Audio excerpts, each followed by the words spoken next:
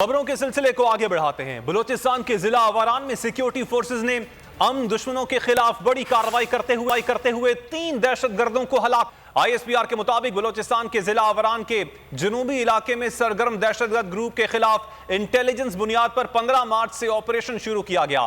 सरगर्म दहशतगर्दों का ताल्लुक तुरबत और आवारान रोड और गिरदोनवाह में मुताद्दिद वारदातों से था।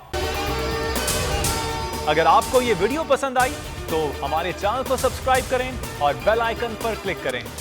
सुप्रीम कोर्ट के मंसूर अली शाह साहब जस्टिस एक ऑर्डर पास किया उनकी बेंच और उस ऑर्डर के अंदर उन्होंने बड़ा क्लियर बता दिया कि जी बरियत की जो दरखास्तें हैं वो कब कब लगेंगी। उसमें से एक वजह उन्होंने बताई कि जी जब कोई क्राइम ही ना हुआ हो तो बरी कर दें ताकि अदालतों पे बोझ ना रहे, वो केसेस चलते ना रहे। सुप्रीम कोर्ट ये मिसालें कब बनाएगा ऐसे लोगों के खिलाफ जो इस तरह की FIR काट रहे हैं, वैसे ऑफिसर्स और ऐसे लोग जो इस तरह के केसेस को जजेस चला रहे हैं।